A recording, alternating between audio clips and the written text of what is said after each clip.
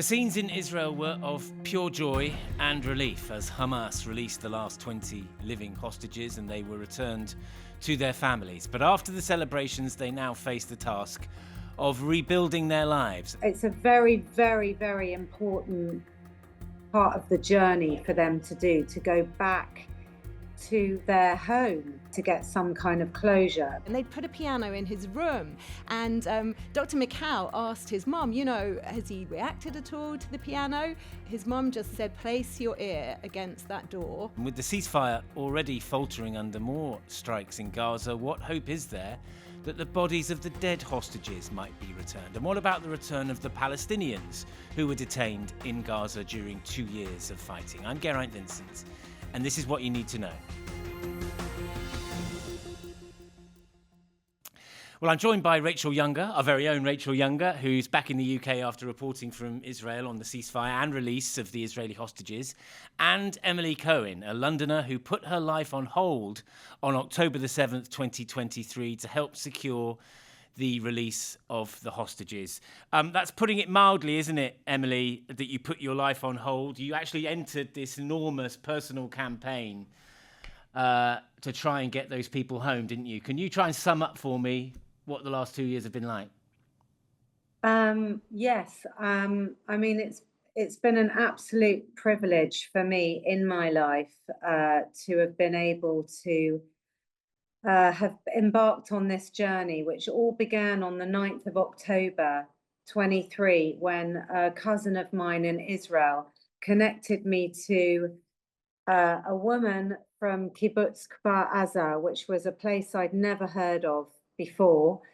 And he literally just called me up and said, there's this kibbutz called Kfar Aza. It's a disaster. What's happened there?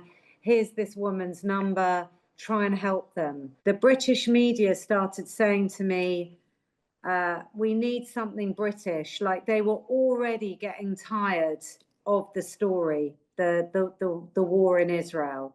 And people started saying to me, we need something British. We can't just report on the war anymore. So I called that woman who I had been connected to on the 9th of October. And I said, is there anyone English who lives on the kibbutz?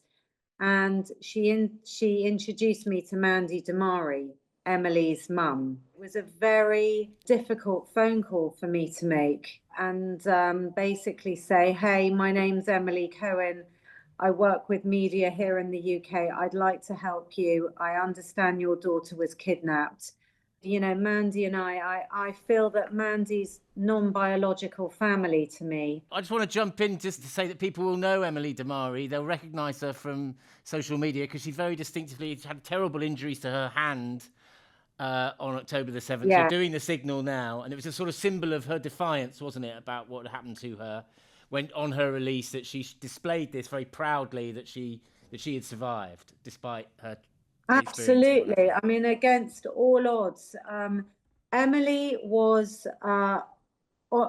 in her bedroom in her bedroom on the kibbutz. She was joined by her friend Gali Berman, who has literally just been released a few days ago. She was shot in the hand, and her dog was shot. And the shrapnel from when her dog was shot went into her leg. So she basically had a shot leg and 2 of her fingers blown off just before she was kidnapped. So when she was released, she was kind of shown with this bandaged hand where she was missing 2 fingers.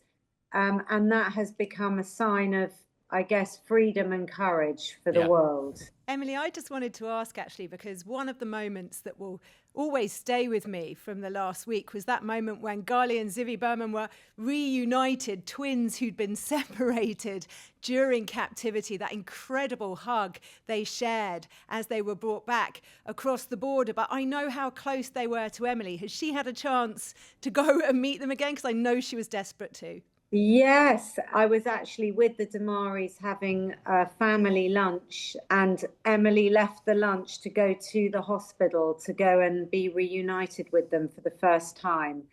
And it was incredible for her.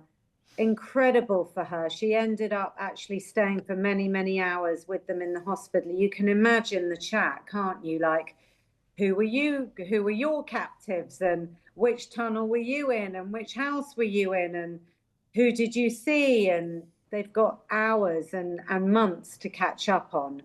Emily, I should have asked you this question first, but just describe what last week was like for you.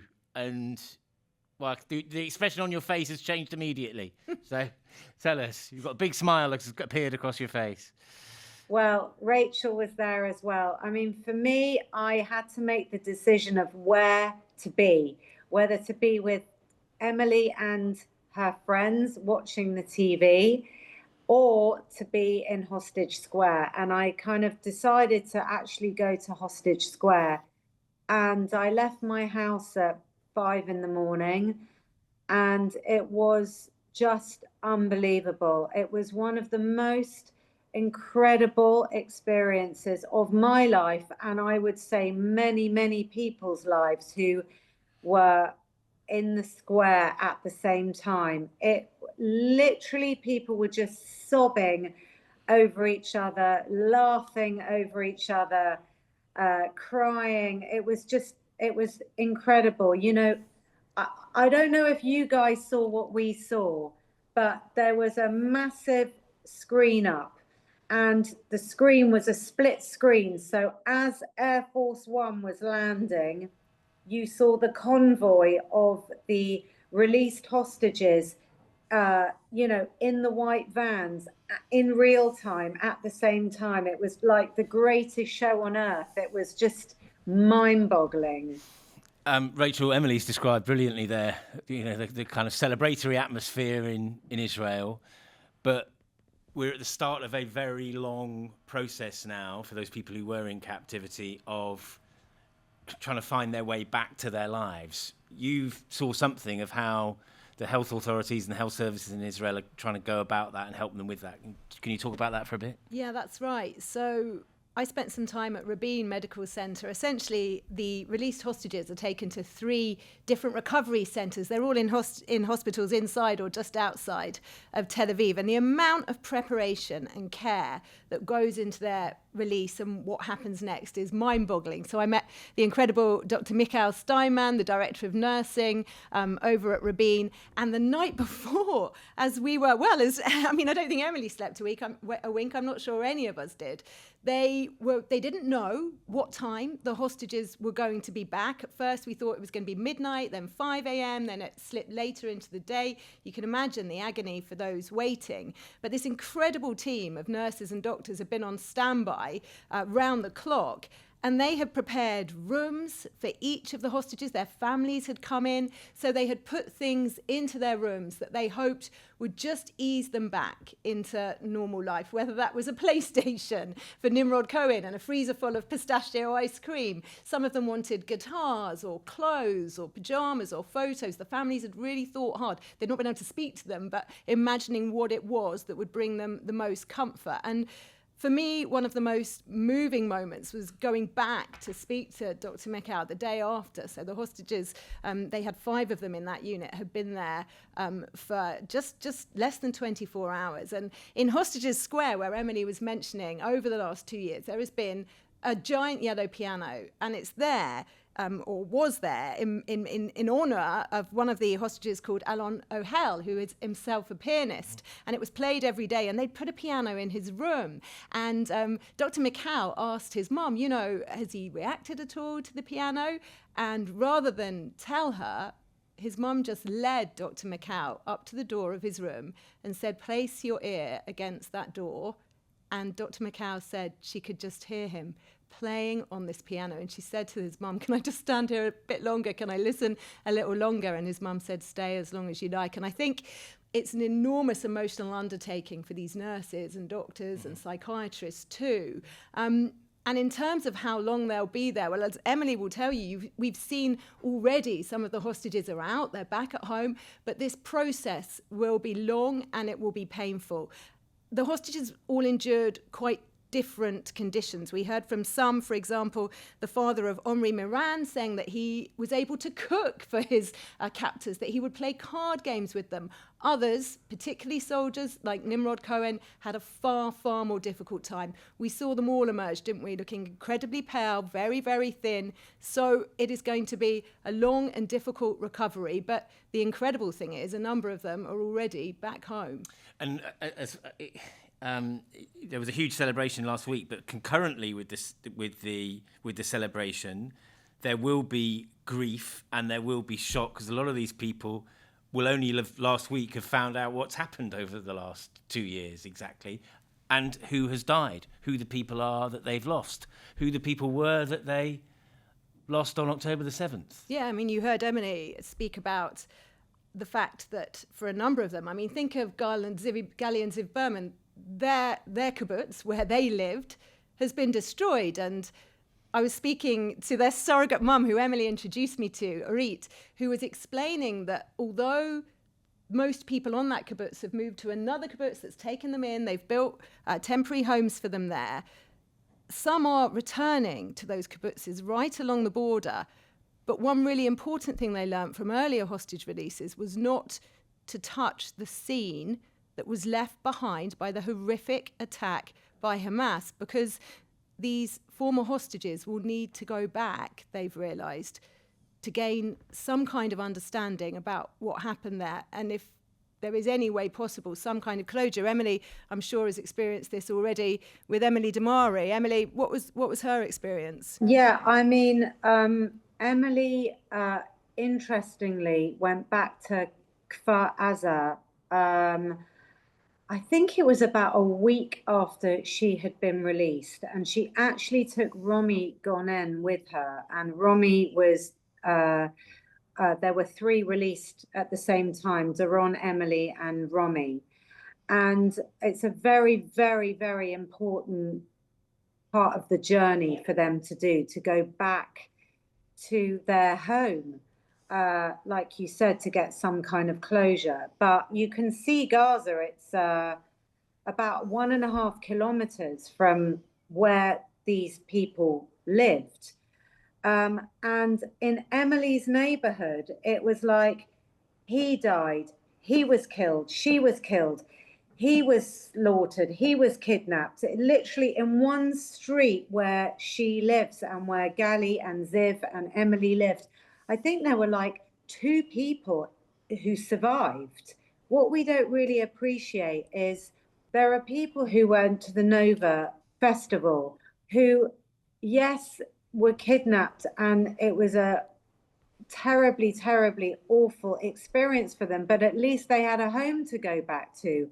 These guys have no home, they have no possessions, they can't go home and get into their beds and look at their favorite photos and put on their favorite jeans. It's all gone. They've got nothing. Yeah, I mean, the resilience that already we are witnessing, for me, Emily, it's quite extraordinary. I mean, I was just listening or reading the Berman twins' statement when they came out. They've had precious few days to begin to take all of this in, all of their enormous loss, and yet they still wanted to talk of hopeful things too. They were talking about how much they wanted to go and see a football match again, how much they wanted to see the sea. And then I suppose what really made me smile as well, how they were going to have to get their heads around this thing called ChatGPT and how on earth that worked. Just speaking about resilience, Matan Angrest, who is one of the soldiers who was taken captive by Hamas that day. He was on active service, driving his tank, down towards the border to try and help the people trapped by Hamas in these kibbutzes. And he, within 2 days of being released and taken to hospital in a process that's supposed to last, in many cases, weeks and months, wanted to go to the funeral of his captain who was killed that day, also heading towards the border. He said it was the very least he could do. He looked incredibly frail and pale and thin, but he was there, and he has already told the IDF that he wants to return to active service to help retrieve the remains of another of his colleagues who still remains in Gaza. Rachel, I just want to turn to things as they are at the moment, just as we get towards the end here. The hostages were released, the living hostages were released as part of a ceasefire deal, which appears to be hanging by a thread right at the moment. What are the chances now of getting back the bodies of the dead hostages, and what, of course, of the Palestinian detainees who were detained during the fighting in Gaza over the last 2 years? These are all questions which hang in the air, don't they? Yeah, and I think, amid all the jubilation last week, we were saying that Israel was collectively exhaling, if you like. Yeah. There was an enormous sense of relief. Now it feels as if they're holding their breath a little once again on both sides, because we saw strikes, Israel striking Gaza, Hamas saying that could push the whole situation towards a total collapse. Now, Jared Kushner, Donald Trump's son-in-law, who has been very much a part of this process, says he believes that Hamas are still trying to return the bodies of the dead. And it's difficult to explain without being in Israel just how much that means to those families. It is part of the Israeli psyche that no one is left behind, no man, no woman, no child, and they want to bury their loved ones in Israel. Speaking to the families of any one of the living hostages who have come back and who are absolutely elated, they will always, always take a moment to say, we're a desperately close community. We will not stop fighting until the very last one is back. All of them contain a whole world. We need them back here. And then on the other side, I've spent weeks over the past year in the West Bank meeting families of those with loved ones in Israeli prisons. Now, that is a very different scenario to being imprisoned in the UK. They won't have had any contact. They won't know where they've been taken. And obviously we saw incredible scenes there too, with people being welcomed back. But there are many who still don't know where their loved ones are. The pain on both sides is really hard to describe. And until everyone is back, that will go on. So right now, that ceasefire absolutely has to hold for there to be any chance of resolution for those families still grieving, still desperate to get their loved ones home. Rachel, thank you for that perspective and your analysis. And Emily in Tel Aviv, it's great to talk to you. Thank you for your time. Great to see you with such a big smile on your face after all the trauma that you've been through over the last couple of years. We will be covering life after the ceasefire in Gaza too on this podcast. Watch out for that. And for all the latest, head to itv.com/news and follow us on YouTube.